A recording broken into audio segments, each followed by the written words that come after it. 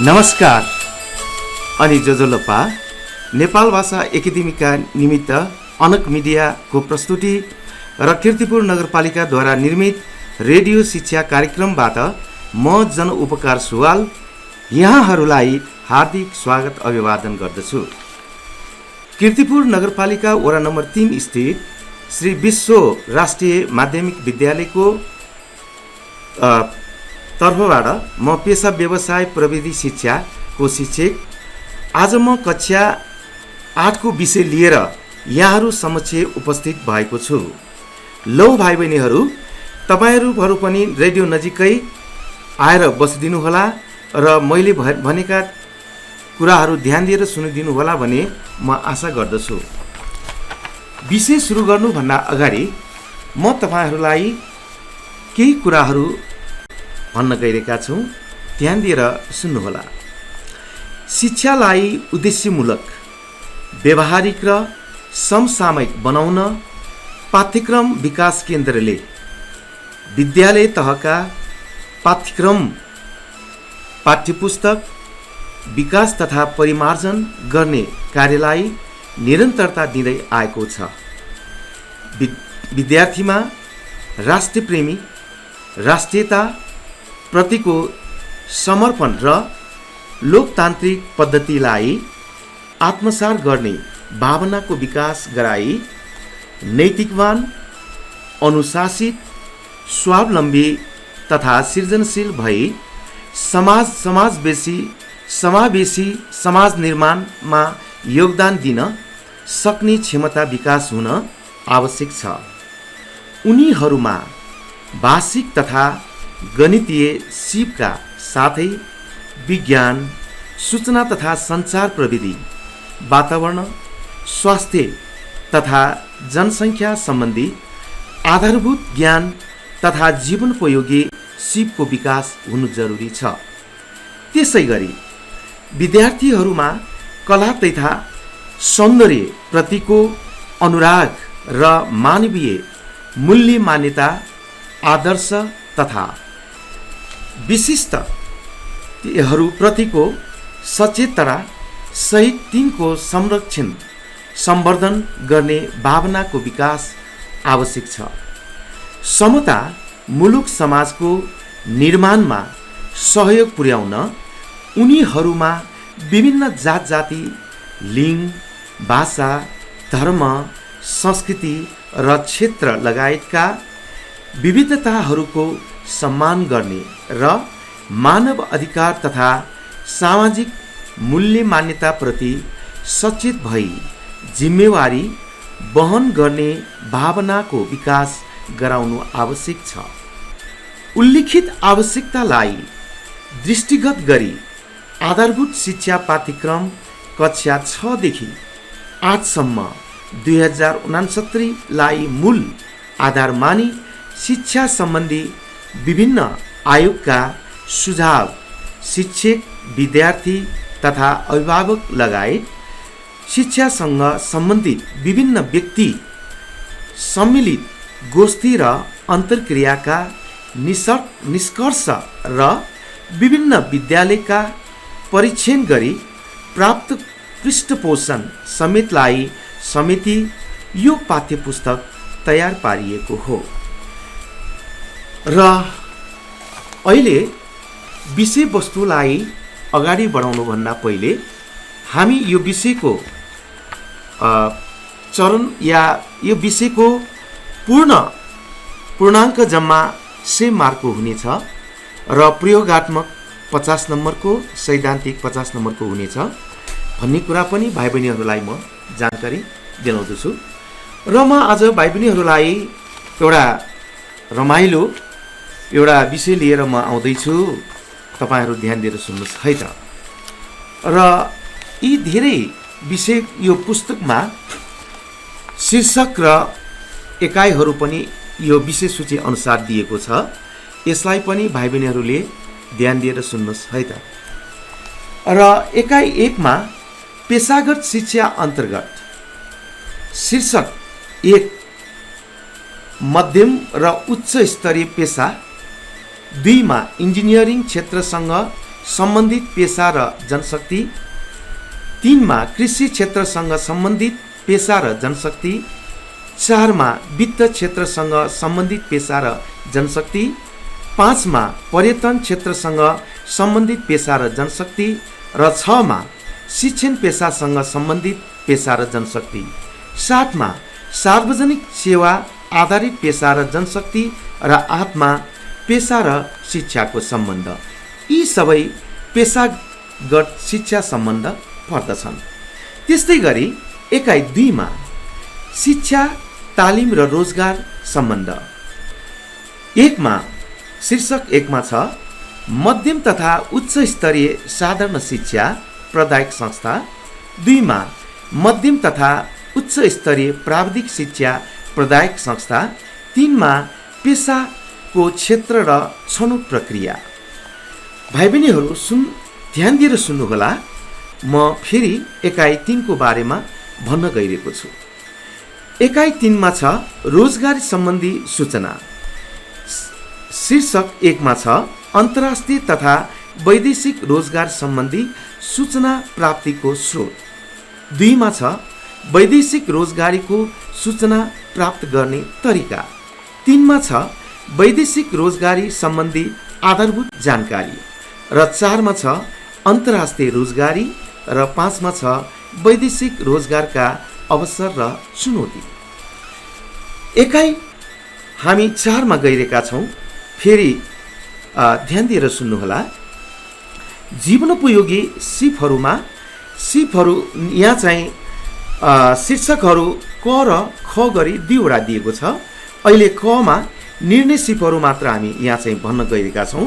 निर्णय सिपमा समस्या समाधान गर्ने सिप र ग मा विश्लेषण सिप। त्यस्तै गरी एकाइ 5 मा छ व्यवसाय सञ्चालन। व्यवसाय सञ्चालनमा 1 मा क छनौट प्रक्रिया, यसमा ख मा छ उद्यमशील शिक्षा, ग मा छ व्यवसाय सञ्चालन योजना ढाँचा र त्यस्तै 2 मा आउँछ स्थानीय स्तरका सञ्चालित उद्योगहरू। र अब हामी जान्दैछौँ एकाइ 6 मा। एकाइ 6 मा छ व्यवसाय अभिमुखीकरण र शीर्षक 1 मा छ बजार व्यवस्थापन, 2 मा बजार तथा उद्यमशीलताको सम्बन्ध, 3 मा मूल्य निर्धारण र आय व्ययको व्यवस्थापन र 4 मा विश्व व्यापार सङ्गठन र शीर्षक 7 मा छ। यो एकाइ 7 मा के भनिएको छ भने तरकारी खेती भनिएको छ। भाइ बहिनी हो, तपाईँहरू फेरि ध्यान दिएर रेडियो नजिक आएर सुनिदिनु होला। शीर्षक 4 एकाइ 4 तरकारीको खेतीमा शीर्षक 1 मा छ बेमौसम तरकारी खेती, अन्तरबाली तरकारी खेती, च्याउ खेती। 3 मा 4 मा छ कौशित वा छतमा तरकारी खेती, 5 मा अर्ग्यानिक तरकारी खेती, 6 मा तरकारी बजारको पहिचान, 7 मा बेमौसम अनुसार तरकारी भण्डारण र 8 मा तरकारीको बिउ उत्पादन र भण्डारण, 9 मा प्राङ्गारिक मल, 10 मा गदेउला खेती, 11 मा रोग र किराबाट संरक्षण गर्ने आधुनिक तरिका। त्यस्तै गरी भाइ बहिनी हो, हामी एकाइ 8 मा जाँदैछौँ फलफुल खेती। फलफुल खेतीको शीर्षक नम्बर 1 मा छ। शीर्षक नम्बर 1 मा फलफुलको बिउ र वानस्पतिक प्रजनन, 2 मा फलफुलका बिरुवाको काटछाँट, 3 मा फलफुल भण्डारण र 4 मा फलफुल खेतीको योजना। त्यस्तै म फेरि एकाइ 9 मा गइरहेका छौँ। ध्यान दिएर पुस्तक हेरिदिनु होला भाइ बहिनीहरू। यो सुक्खा तरकारी, फलफुल तथा विभिन्न खाद्य परिकारको म अहिले शीर्षकहरू भन्न गइरहेका छौँ। नम्बर 1 मा छ सुक्खा तरकारी तथा फलफुलको प्रशोधन, 2 मा विभिन्न खाद्य परिकार। विभिन्न खाद्य परिकारमा पनि भाइ बहिनी हो, हामीले चाहिँ चप बनाउने, पकौडा बनाउने, त्यस्तै मोमोका परिकारहरू बनाउने, पाउरोटी बनाउने, डोनट बनाउने, समोसा बनाउने, केक बनाउने, जाम बनाउने, सेल बनाउने, यी सबै हामीले खाद्य परिकारहरू विभिन्न खाद्य परिकारहरू बनाउनु पर्ने हाम्रो शीर्षकमा आएको छ। त्यस्तै गरी एकाइ 10 मा उल्लेखित के गरिएको छ भने फलफूल तथा जडीबुटीको खेती र यसको शीर्षक नम्बर 1 मा छ फूलबारी निर्माण र दोस्रोमा जडीबुटीको प्रयोग। त्यस्तै गरी 11औं एकाइमा रहेको छ एकाइ 11औं मा पशुपन्छी स्याहार र हेरचाह। पशुपन्छी स्याहार र हेरचाहको शीर्षक नम्बर 1 मा छ भेडा बाख्रा तथा च्याङ्ग्रालाई पालन, कसरी भेडा बाख्रा च्याङ्ग्राहरू पालन गर्ने भनेर। र दोस्रोमा छ गाई भैँसी तथा चौरी पालन, तेस्रोमा बङ्गुर पालन, चौथोमा खरायो पालन, पाँचौँमा माछा पालन, छैठौँमा कुखुरा तथा हाँस पालन र सातौँमा मौरी पालन। अहिले छोटो विश्राम, व्यवसाय विश्राम लिन्छु।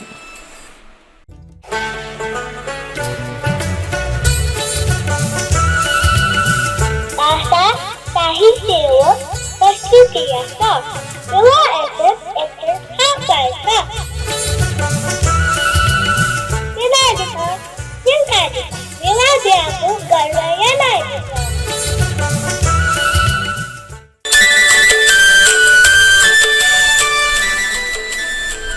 व्यावसायिक विश्रामपछि पुनः स्वागत गर्दछु।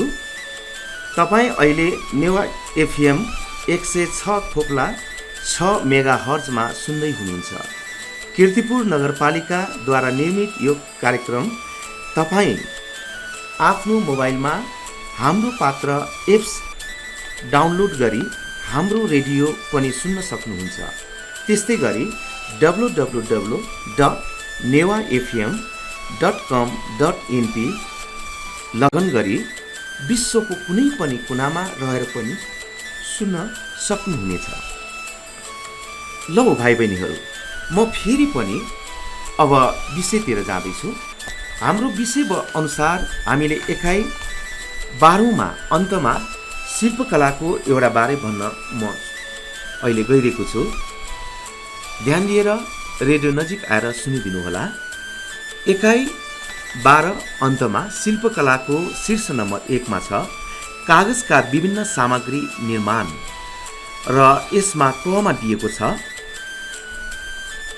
कोरोगेटेड कार्डबोर्ड, खमा छ बाकस निर्माण, गमा छ निमन्त्रणा कार्ड निर्माण, घमा छ चङ्गा निर्माण, ङमा छ विवरण र अब दोस्रो विभिन्न घरायसी सामग्री निर्माणमा मान्द्रो बनाउने, ढक्कीको निर्माण गर्ने, 3 मा छ खेर गएका वस्तुको पुनः प्रयोग गर्ने, 4 मा छ काठ तथा ढुङ्गामा कुदाई र 5 मा वस्तु रङ्ग्याउने र कल्काउने। र यी विषयहरू भाइ बहिनीहरूले सुनिरहनु भएको छ। अब म यी विषयहरू मध्येबाट एउटा छोटकरी एउटा विषयलाई म भाइ बहिनीहरूतर्फ अहिले अगाडि बढाउन गइरहेको छु। कृपया ध्यान दिएर सुनिदिनुहोला। एकाइ 2 शिक्षा तालिम र रोजगारी पाठ नम्बर 1 मा छ मध्यम तथा उच्च स्तरीय साधारण शिक्षा प्रदायक संस्था। नेपालमा विद्यालय शिक्षाको आधारभूत र माध्यमिक गरी 2 तह छन्। माध्यमिक तहभन्दा माथिल्लो तह उच्च शिक्षा हो र देशभरि सञ्चालनमा रहेका विद्यालय मध्यम स्तरीय शिक्षा प्रदायक संस्था हुन्। विभिन्न विद्यालयहरूको अनुमतिमा सञ्चालनमा रहेका कलेज भने उच्च स्तरीय शिक्षा प्रदायक संस्था हुन्। हाल विश्वविद्यालयले विभिन्न संकायहरूको छुट्टा छुट्टै विभाग अन्तर्गत विषयगत शिक्षा प्रदान गर्ने गरेको छ। ती मध्ये मानविकी व्यवसाय, शिक्षा शास्त्र, कानुनी संकाय बारे हामी अब तल चर्चा गर्न गइरहेका छौँ। भाइ बहिनी हो, ध्यान दिएर सुनिदिनुहोला। नम्बर 1 मा छ मानविकी संकाय अन्तर्गत मानविकी संकायले कुन कुन विषयलाई अध्ययन गराउँछ भन्ने विषयमा म अहिले भन्न गइरहेको छु। ध्यान दिएर सुन्नुहोला। मानविकी संकाय सामाजिक शास्त्रसँग सम्बन्धित विषय क्षेत्रमा निपुण बनाउन मानविकी संकायको मुख्य उद्देश्य हो। यस संकायमा अध्ययन गर्ने विद्यार्थीलाई कला, जनसङ्ख्या, राजनीति शास्त्र, पत्रकारिता, अङ्ग्रेजी, नेपाली, इतिहास, भूगोल लगायतका विषयहरू पढाइन्छ। दोस्रोमा व्यवसाय संकाय। व्यवसाय संकायले पनि कुन कुन विषयलाई अध्ययन गराउँछ भन्ने बारेमा म भन्न गइरहेको छु। ध्यान दिएर सुनिदिनुहोला। व्यवसाय संकायले उद्योग व्यापारका जानकारी दिई व्यक्तिलाई स्वरोजगार सम्बन्ध सिपयुक्त बनाउने उद्देश्य यस संकायले लिएको छ। यहाँ दक्षता, व्यवसाय गर्ने सक्ने क्षमता निर्माणका विभिन्न विषयका शिक्षाहरू प्रदान गरिन्छ। लेखाशास्त्र, वित्तशास्त्र, अर्थशास्त्र, गणितीय विषय अध्ययन व्यवसाय संकायमा गराइन्छ। तेस्रोमा छ शिक्षाशास्त्र संकाय। शिक्षाशास्त्र संकायमा अध्ययन गरेका विद्यार्थीहरूले पाठ्यक्रम, शिक्षण विधि, शैक्षिक सामग्री र मूल्याङ्कनका बारेमा सैद्धान्तिक तथा व्यावहारिक ज्ञान हासिल गर्दछन्। यहाँ बाल मनोविज्ञान, बाल केन्द्रित सिकाइ, सहजीकरण प्रक्रिया र बाल मैत्री वातावरण सिर्जना जस्ता विषय क्षेत्रमा बारेमा सिकाइन्छ। शिक्षण सिकाइका प्रभावकारी र गुणस्तरीय बनाउन शिक्षाशास्त्र संकायको विशेष भूमिका रहेको हुन्छ। त्यसकारण हामीले यसरी संकायहरू 4 वटा मध्ये अर्को हामी जाँदैछौँ कानुनी संकाय। कानुनी संकाय अन्तर्गत कानुनी तथा न्याय क्षेत्र र अदालत तथा दैनिक जीवनमा आइपर्ने कानुनी समस्याका बारेमा कानुनी संकायमा अध्ययन गराइन्छ। देशको मूल कानुनमा भएको व्यवस्था र त्यसका विभिन्न परिप्रेक्ष्यमा व्याख्या तथा सरकारको नीति, नियम, कानुनका बारेमा व्याख्या एवं बहस गर्ने ज्ञान र सिप यसले दिने गरिन्छ। भाइ बहिनी हो, विश्वविद्यालय र तिनका कार्यक्रमहरू पनि धेरै छन् र हामी भाइ बहिनीहरूलाई विश्वविद्यालय र तिनका कार्यक्रमहरू बारेमा पनि म भन्न गइरहेको छु। हजुरहरू ध्यान दिएर सुनिदिनुहोला। उच्च शिक्षाका लागि सञ्चालन गरिएका विभिन्न अध्ययन संस्था तथा संकाय मिलेर बनेको संस्थालाई विश्वविद्यालय भनिन्छ। उच्च शिक्षाका विभिन्न विषयहरू विभिन्न तहसम्म अध्ययन हुने संस्था नै विश्वविद्यालय हो। नेपालमा सञ्चालित केही विश्वविद्यालयहरू यस प्रकार छन्। म बिस्तारै एउटा गर्दै तिनीहरूको बारेमा भन्दै जान्छु। भाइ बहिनीहरू ध्यान दिएर सुनिदिनुहोला। नम्बर 1 मा छ त्रिभुवन विश्वविद्यालय। यो नेपालको सबैभन्दा पुरानो विश्वविद्यालय हो। यसको स्थापना 2016 सालमा भएको हो। यसका विभिन्न अध्ययन संस्था र संकायमा विद्यार्थीहरू अध्ययनरत छन्। यहाँ शिक्षाशास्त्र, इन्जिनियरिङ, चिकित्सा, विज्ञान, कृषि तथा पशु विज्ञान, वन विज्ञान, अङ्ग्रेजी, नेपाली, भूगोल, अर्थशास्त्र, राजनीतिशास्त्र, जनसङ्ख्या, संस्कृति, आयुर्वेद, वाणिज्यशास्त्र, कलाशास्त्र जस्ता धेरै विषयमा पठन पाठन भइरहेको छ।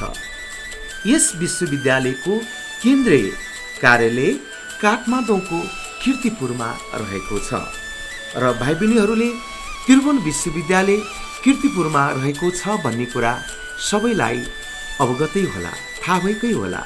तैपनि म तपाईहरूलाई त्रिभुवन विश्वविद्यालय कीर्तिपुरमै रहेको छ भनेर दोहोऱ्याउन गइरहेका छु। अब दोस्रोमा नेपाल संस्कृति विश्वविद्यालय।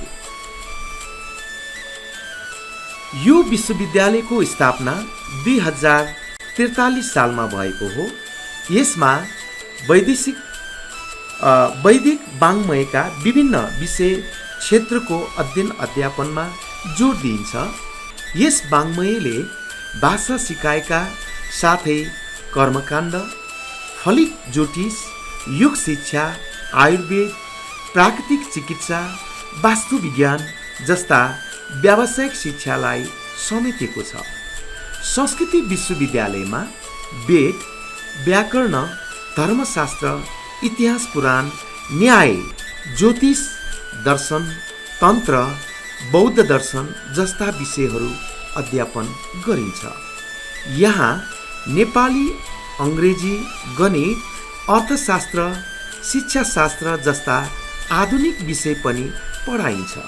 यसको मुख्य कार्यालय दाङको बेलकुण्डीमा रहेको छ र बेलझुण्डीमा रहेको छ र यो नेपालको संस्कृति विश्वविद्यालय दोस्रो विश्वविद्यालय हो। अब म तेस्रो विश्वविद्यालय काठमाडौँ विश्वविद्यालयतिर गइरहेका छौँ। ध्यान दिएर सुनिदिनु होला भाइ बहिनीहरू। यो विश्वविद्यालयको स्थापना 2048 सालमा भएको हो। यसले चिकित्सा, इन्जिनियरिङ, नर्सिङ व्यवस्थापन, शिक्षाशास्त्र, कला, विभिन्न आधुनिक प्रविधिसँग अन्तर्राष्ट्रिय मापदण्डका विषय तथा तहहरू सञ्चालन गर्दै आएका छ र यस विश्वविद्यालयका 5000 विद्यार्थीहरू अध्ययनरत छन्।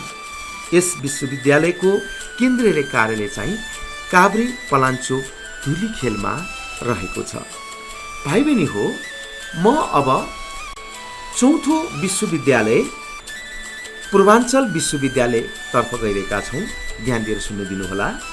पूर्वाञ्चल विश्वविद्यालय विक्रम सम्वत 2051 सालमा पूर्वाञ्चल विश्वविद्यालयको स्थापना भएको हो।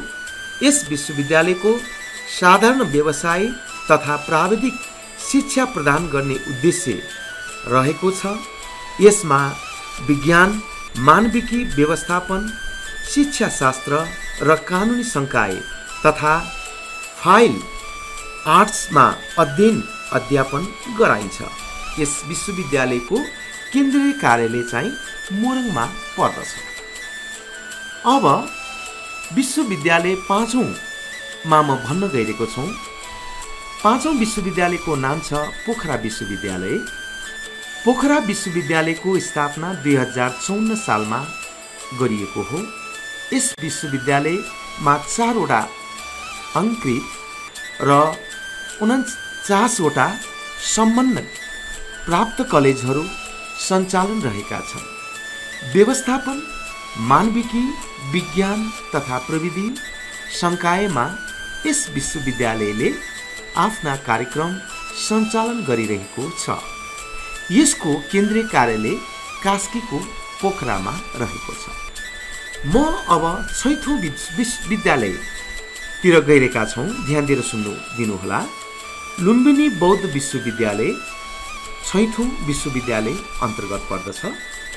भगवान गौतम बुद्धको नामबाट विक्रम सम्वत 2062 सालमा यसको स्थापना भएको हो र यसको केन्द्रीय कार्यालय लुम्बिनीमा रहेको छ। यो विश्वविद्यालय मूलतः बौद्ध दर्शन, साहित्य, शिक्षा र संस्कृतिको अध्ययन अध्यापन तथा अनुसन्धान गर्न स्थापना भएको हो। हाल यसमा एउटा अंगीकृत र 5 वटा सम्बन्धित प्राप्त क्याम्पसहरू रहेको छ। म अब 7औँ विश्वविद्यालयको नाम वाचन गर्न गइरहेका छौँ। तपाईहरू ध्यान दिएर सुनिदिनु होला। कृषि तथा पशु विज्ञान विश्वविद्यालय। यो विश्वविद्यालयको स्थापना 2067 सालमा भएको हो। कृषि, वन र पशु विज्ञान जस्ता क्षेत्रमा अध्ययन, अध्यापन र अनुसन्धान गराइने भएको छ।